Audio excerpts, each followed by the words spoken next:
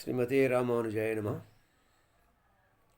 శ్రీ సుదర్శన వైభవమును రోజు ఒక శ్లోకం చొప్పున మనకు అనుకూలం అవకాశాన్ని బట్టి తెలుసుకుందామని మననం చేసుకుందామని అనుకున్నాం. ఆ ప్రయత్నంలో భాగంగా ఈరోజు మొదటి శ్లోకాన్ని మొదలుపెట్టడం జరుగుతున్నది. ముందుగా ఈ స్తోత్రాన్ని మనకు అందించినటువంటి స్తోత్రకర్త కూరనారాయణ ముని గారిని స్తుతించడం జరుగుతుంది. రంగేశ విజ్ఞప్తికరామయస్య చకార చక్రేశ నృతిం నివృత్తయే సమాశ్రయేహం వరపూరణీం యః తం కూరనారాయణ నామకం మునిం. రంగేశ విజ్ఞప్తికరామయస్య, ఆయస్య అంటే వ్యాధి. తిరువరంగ పెరమాల అయ్యర్ వారికి సోకినటువంటి వ్యాధి నివారణ కోసమని కృతి చేసినటువంటిది ఈ స్తోత్రం. తిరువరంగ పెరమాల అయ్యర్ వారు భగవద్ రామానుజ వారికి గురువుగారు, ఆచార్యులు. భగవద్ రామానుజ వారి శిష్యులు కూరత్తాళ్వార్ వారు. కూరత్తాళ్వార్ శిష్యులు కూరనారాయణులు. ఈ కూరనారాయణులు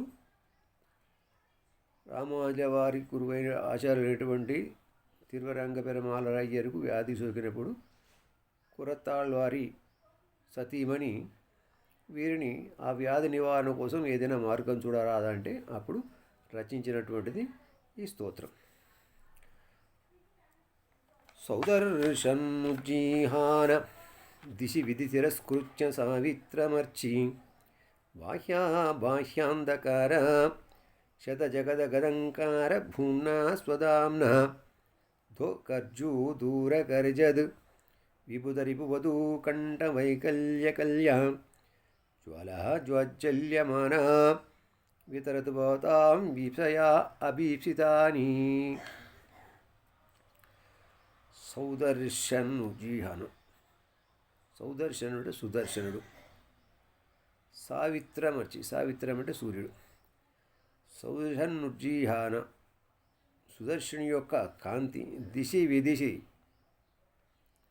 అంటే అన్ని దిక్కులకు ప్రకాశించేటువంటిది సుదర్శుని యొక్క కాంతి. అటువంటి కాంతి తిరస్కృత్య సావిత్రమర్చి అన్నారు. సావిత్రుడే సూర్యుడు అని చెప్పుకున్నాం కదా. సూర్యుని యొక్క కాంతిని తిరస్కరింపజేసేటువంటిది అని అన్నారు. అదేంటంటే ఎలా? సూర్యకాంతి భూమండలానికి ఒక భాగంలో 12 గంటలు, ఒక భాగంలో 12 గంటలు ఇట్లా తిరుగుతూ వెలుతురుని అందిస్తుంది. అంటే ఇప్పుడు మనకి ఇక్కడ వెలుతురు ఉన్నప్పుడు మన కింది భాగం ఉన్నప్పుడు చీకటి ఉంటుంది. అంటే కొంత భాగం వరకే ఇది బాహ్య అబాహ్య, ఇది అబాహ్య అంధకారం వరకే పోతుంది, అంతవరకే చీకటి వెలుతురునిస్తుంది. కానీ సుదర్శన్ యొక్క వెలుతురు బాహ్య అబాహ్య అంధకారం అన్నాడు. వెలుపలి లోపటి అంధకారస్య అన్నారు. లోపటి అంధకారం, బాహ్య అంధకారం, 2 అంధకారాలు చెప్తున్నాయి ఇక్కడ. అంధకారం అంటే చీకటి, చీకటి అంటే అజ్ఞానం. బాహ్య అంధకారం, అబాహ్య అంధకారం. మనలో ఉన్నటువంటి అజ్ఞానం ఏదుందో అది బాహ్యం. అబాహ్యం అంటే లోకంలో ఉన్నటువంటి యొక్క అజ్ఞానాన్ని అబాహ్యం అన్నారు. జగదదంకార భూమ్నా స్వదాంన, జగత్ యొక్క అంటే జగత్ లోకం యొక్క అంధకారాన్ని అంటే లోకంలో ఉన్నటువంటి అజ్ఞానాన్ని తొలగించేటువంటి వాడు ఈ సుదర్శనుడు అని చెప్పారు.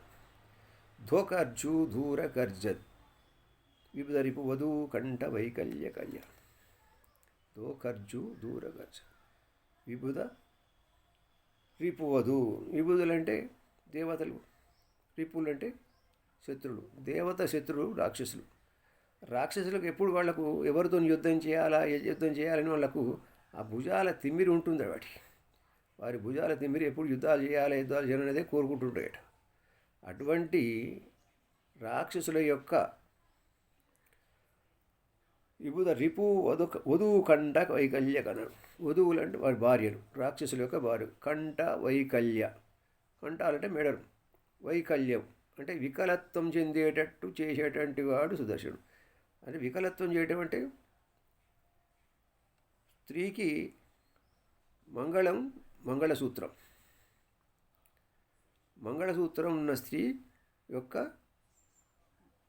మంగళసూత్రాలన్నీ వికల్యం చేయడం అంటే మంగళసూత్రాలు లేకుండా చేయడం వైకల్యం. అది వైకల్యం చేయడం అంటే మంగళసూత్రాలు లేకుండా చేయడం వల్ల వైకల్యం అనేది స్త్రీకి వస్తుంది. అటువంటి వైకల్యం చేసేటువంటి వాడు ఎవరు? సుదర్శనుడు.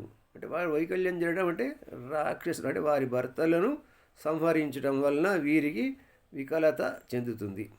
అలా వైకల్యం వాళ్ళకు వస్తుంది. అంటే రాక్షసులను ఎవరైతే ఎప్పుడు యుద్ధాన్ని కాంక్షిస్తూ ఉంటారో, యుద్ధం చేయాలనే అటువంటి జిజ్ఞాసతో ఉంటారో, అటువంటి రాక్షసులను వధించి వారి భార్యల కంఠాలు వికల్యం చేసేటివాడు. అంటే వాళ్ళు చనిపోవటం వల్ల వీళ్ళకు మంగళసూత్రాలు పోవటం వల్ల వీళ్ళ ఒక కంఠాలు అంధకారమైన అందవిహీనమైన ఉన్నాడు. అలా చేసేటివాడు సుదర్శనుడు.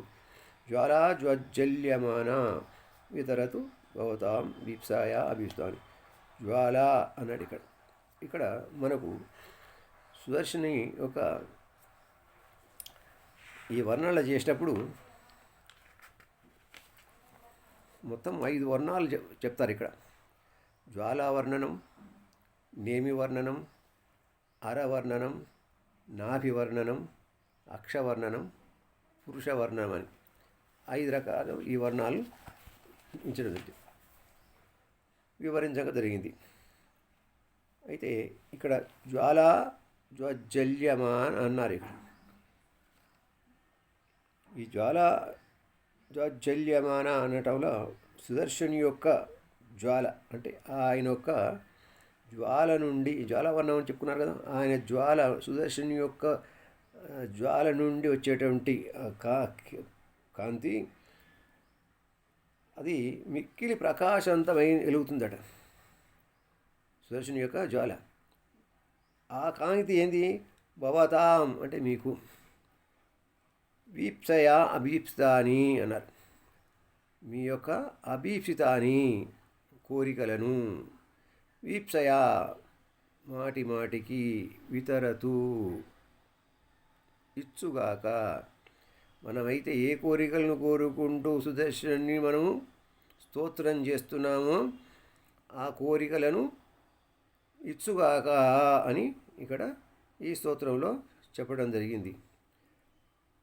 జ్ఞానము అజ్ఞానము, అంతర్జ్ఞానము బాహ్య జ్ఞానములు, అంతరజ్ఞానము బాహ్య జ్ఞానము. బాహ్య జ్ఞానం అంతర్జ్ఞానం తొలగించిందంటే ఏ జ్ఞానాన్ని పొందిస్తున్నాడు మనకు? అసలు జ్ఞానం అంటే ఏంది? పరమాత్మ గురించి తెలుసుకోవడం, పరమాత్మ యొక్క సేవ చేయడం కోసం మనకు ఈ తనువు ఇవ్వబడింది. కాబట్టి ఈ శరీరం ఉన్నంత వరకు పరమాత్మ యొక్క విషయాలు, పరమాత్మ గురించి తెలుసుకొని ఆయన కైంకర్యం చేయటమే అది జ్ఞానం. పరమాత్మ గురించి తెలుసుకోవడం అనేదే అజ్ఞానం. అటువంటి జ్ఞానాన్ని అందించేవాడు సుదర్శనుడు. అజ్ఞానాన్ని తొలగించి జ్ఞానాన్ని అందించేవాడు. కాబట్టి బాహ్యాంధకార అన్నాడు. అటువంటి సుదర్శనుడిని మనం స్తోత్రం చేస్తున్నాము. అటువంటి సుదర్శనుడు మనకు అందరికీ మాటి మాటికి అంటే ఎప్పటికీ అని, ఏదో ఒకసారి కాకుండా ఎప్పటికీ ఏమి చేయాలి? కోరిన కోరికలను తీర్చుగాక అని ఇక్కడ చెప్తున్నారు ఈ శ్లోకంలో. జై శ్రీమన్నారాయణ.